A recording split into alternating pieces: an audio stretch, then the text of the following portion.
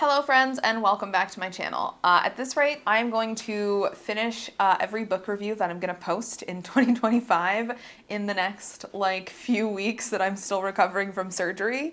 I am just blazing through my to be read list, and so I am sitting down today with another one for you. The Picts, a history.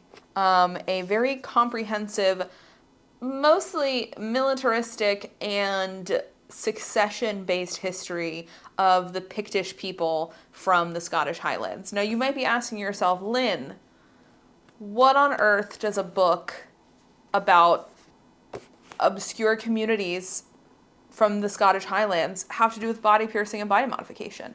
And I'm going to be honest, when I first decided to read this book, I wasn't planning to make a video about it.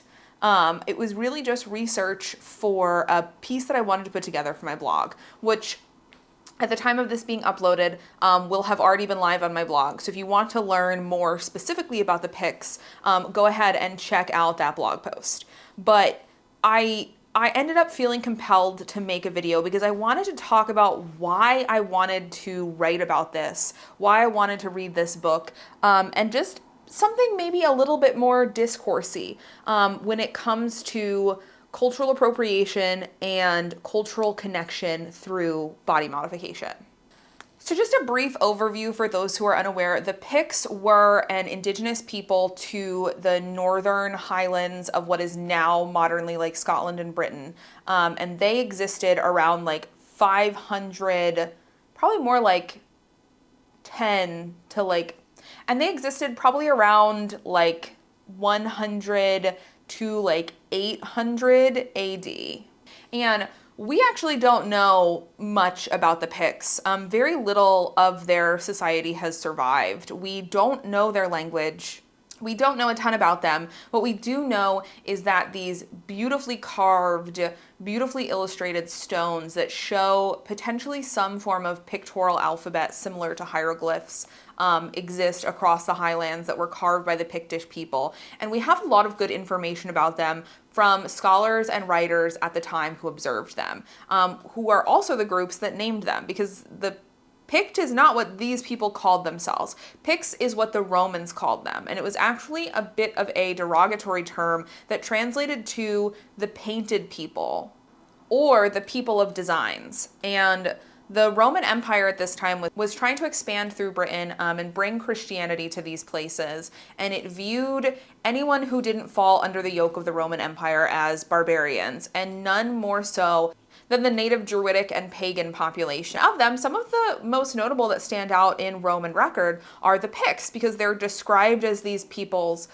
covered with blue markings all over their body, blue woad markings. And there has been some scholarly debate on whether or not it was body paint or tattoos, but we have enough information from monks whose writings and histories are considered to be very trustworthy and very accurate to believe that these were oftentimes tattoos. They may have embellished these tattoos with blue woad marks of body paint for battle or for ceremonies, but we think it is very reasonable to believe that many folks would paint on these woad markings for battle and then get them tattooed on or make them permanent somehow at a later point in time, utilizing the blue pigment of woad to do so.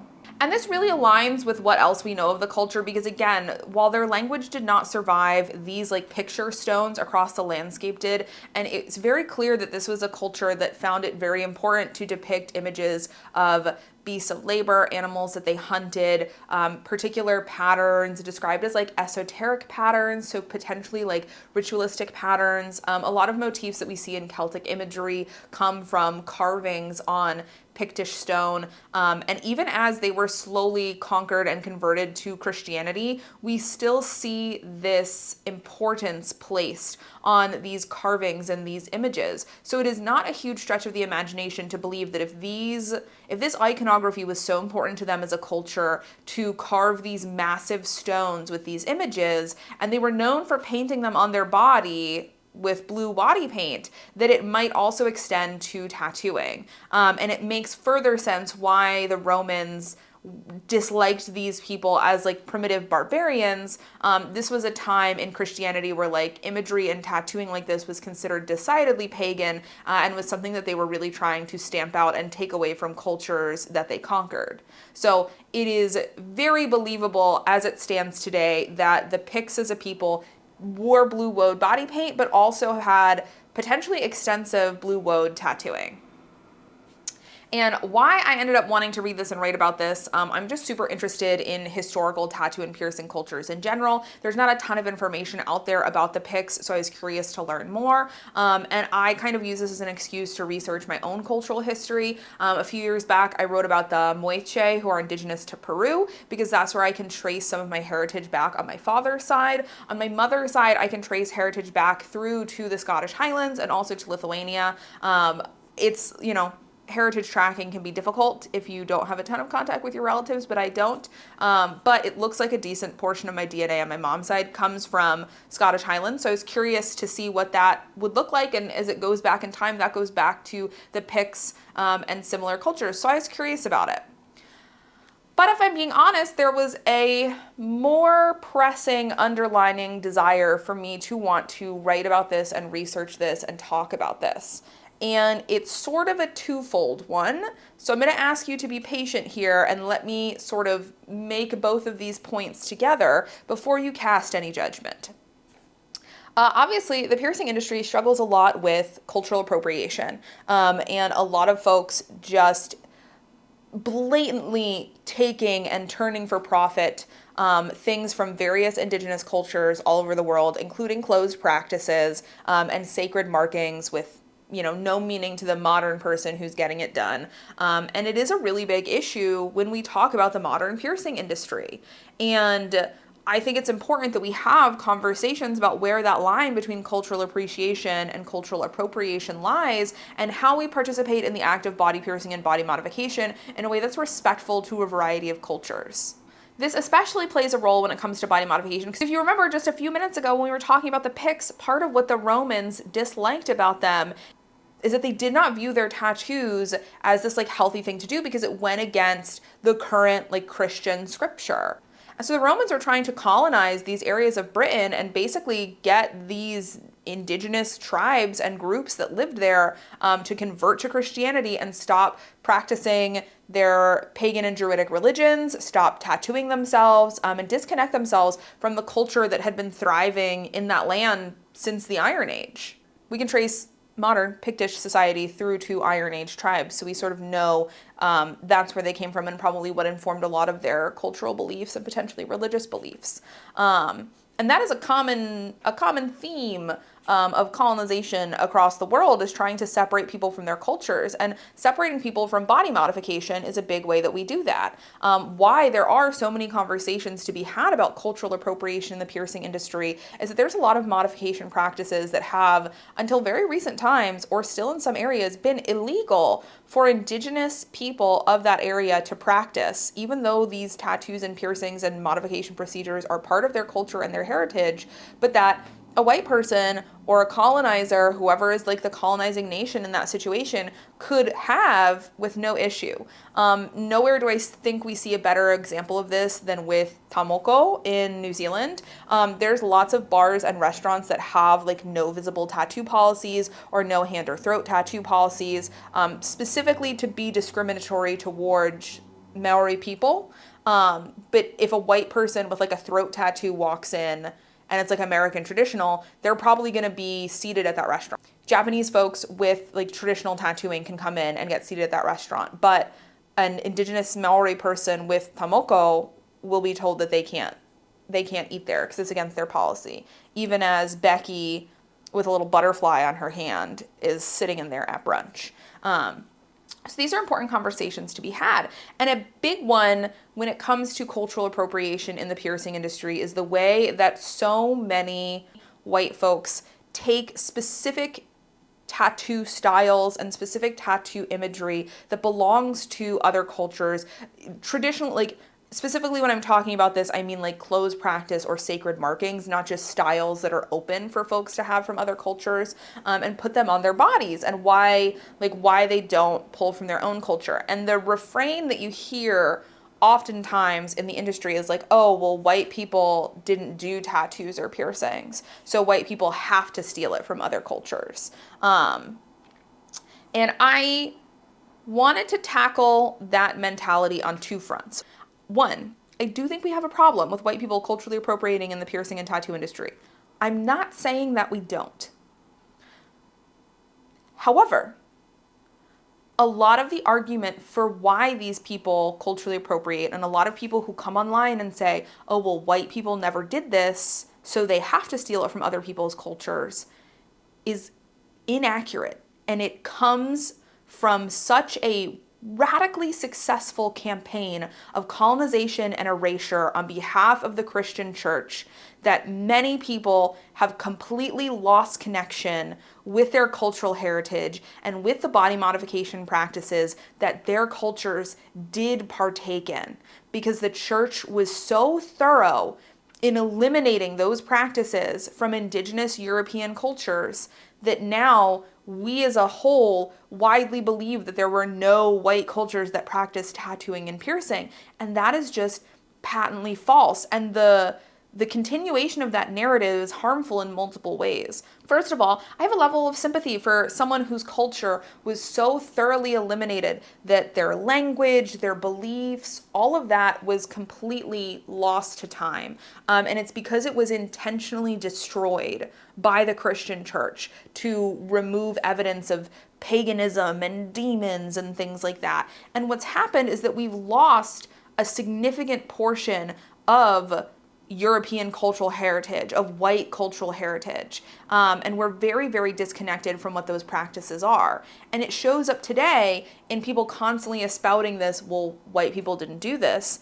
And it also shows up in people still feeling the innate desire to modify their bodies, to tattoo their bodies, because it is simply an innate cross-cultural human urge. That's the reason why tattooing and piercing and body modification crops up across almost every culture on every single continent. Going back in throughout time, we see ear piercing, we see body piercing, we see tattooing, we see teeth filing, and all of these different practices. It's this innate human urge that we all have. And because it is so ingrained in us that, oh, these cultures just simply didn't do that, that then people go, well, I feel this urge and this desire to do it, so I'm just going to take it from this other culture. And again, I'm not saying that's okay. I think it's very wrong, and we shouldn't do that. But if we want to eliminate this element of cultural appropriation and get people to stop taking things from other cultures and start participating in this cycle of colonization and cultural erasure, which we should be doing, part of that is not just yelling at people for doing it. It's also allowing people to reconnect with their own cultural practices of body modification. It's not just saying, hey, you can't have this, you've never done this, you need to ignore these innate latent desires you have to modify your body this way. It's, you can't have this from this culture, but here's how your culture did things. Instead of opting to get sacred indigenous American markings tattooed on your face, here's examples that we have of woad tattoos that we believe that Picts had. Here are examples of piercing practices that were widespread throughout pagan Europe and throughout the early historical ages. And here's evidence of like jewelry, and here's evidence of like stretched ears and stretched labrets from these regions, you know, and it's allowing people to connect with their own culture and making that accessible to people. And so I sat down to read this book in part because I wanted to understand my own cultural history and my own connection to it, but also in part because I was so tired of this continuing rhetoric of, oh, there's no cultural basis for people with this heritage to practice tattoo and piercing. And I think when people try and make that argument, it comes from a place, usually people of cultures who have been colonized, who have been taken and stolen from in modern times, who are feeling a lot of hurt and feeling a lot of possessiveness over these acts and feeling a lot of understandable righteous indignation and anger and pain at this. But the result of that statement is the further colonization and erasure of these native European groups. And I don't think that's very good either. And I don't think that helps the situation either. And honestly, I don't want to do anything that enables the church in its goals of erasing all of these beautiful different indigenous cultures. So I opted to do a bunch of research about the Picts and put out that blog post and hopefully direct people to more resources as a way of saying, hey, if you have this cultural heritage, you do have a heritage of body modification. If you are from basically like anywhere in Britain or the UK, there's a really good likelihood that you can trace some degree of heritage back to a Druidic society that probably practiced piercing and possibly practiced tattooing. And if you're interested, there's not a ton of resources about this because, I got to give it to the church. They were like, we're going to get rid of the proof of these peoples. And boy, howdy, they worked hard at that. But you'll find enough evidence to at least point you in a direction to begin to connect with these cultural practices. So rather than taking from other people's cultures, you can connect to your own. And you can develop your own righteous indignation and anger at the way that your culture was erased and taken from you. And instead of trying to steal from others, we can maybe all work together to collectively say, fuck the church and all of the terrible things it did to indigenous populations all over the world, and come together as a community to reconnect with our individual heritages and our individual culture and make space for how beautiful it is that across millennia, across oceans, across continents, we as humans are just consistently, time and time again, driven to explore expressing ourselves through the jewelry we wear in piercings, through body markings, through tattoos, to modifying the body, and the way in which our bodies allow us to move through life and experience life, and the way we celebrate that in our very skin. And I think it's so beautiful that that is such an innate human desire that we see it so cross-culturally.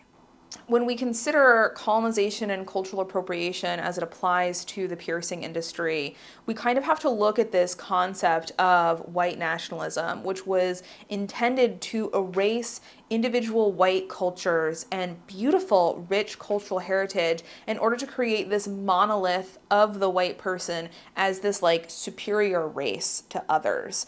And when we feed into this monolith of whiteness and allow white supremacy and, to an extent, Christianity to erase a lot of these beautiful pieces of cultural heritage and these beautiful differences that tell a story of the land that people lived on, the culture that was found there, the way that they hunted or gathered or grew food, the relationships they had with animals, like these incredible cultural histories. When we allow them to be reduced down to just the concept of whiteness, we lose so much and we participate in so much of the erasure and destruction of these beautiful, brilliant cultures. And it only further serves to allow for the erasure and loss of these cultures and to drive a wedge between different people. I don't justify cultural appropriation in any sense, but I do think that we've done a large amount of harm to the community by spending years going, oh, well, white people never got piercings, white people never got tattoos, white people never modified their body. If you're white and you feel drawn to doing these things, it's cultural appropriation to some extent. And in erasing the fact that there is a history of this in every culture, and in erasing the innate human desire to experience and explore our bodies this way, I think it's further pushed a lot of those people into cultural appropriation and into harmful practices because they feel these desires. They want to do these things. And we've just continued spouting that white supremacist rhetoric of, no, it never happened. No, these people had pure, clean skin and never pierced themselves. And all this rhetoric that literally comes from like Christian propaganda in the 800s and 700s against native Druidic and Celtic groups, and shaming their beautiful natural tattooing. and shaming their beautiful tattooing and body marking practices, I don't think it's the most effective way we can have this discourse. And I think when we completely cut people off from what was a big part of their cultural heritage, what was something that they practiced, and we still have the feelings and the drive and the desire to modify our bodies today, trying to pretend that a whole subsect of people don't, is a falsehood and a fallacy. So really what I wanted to set out to do when I got into this research and when I decided to, read this book and put together this piece was try to devote some of my time to understanding some of these European cultures that practice this, and try and make that knowledge accessible and say, hey, why don't you look at this culture? Like, you feel like you want to do like a special or like sacred tattoo or something that's important to you in your life and your lived experiences. Maybe put the dream catcher flash down, step away from the Polynesian tribal. How do we feel about Celtic woad markings? How do we feel about cool, esoteric, druidic patterns?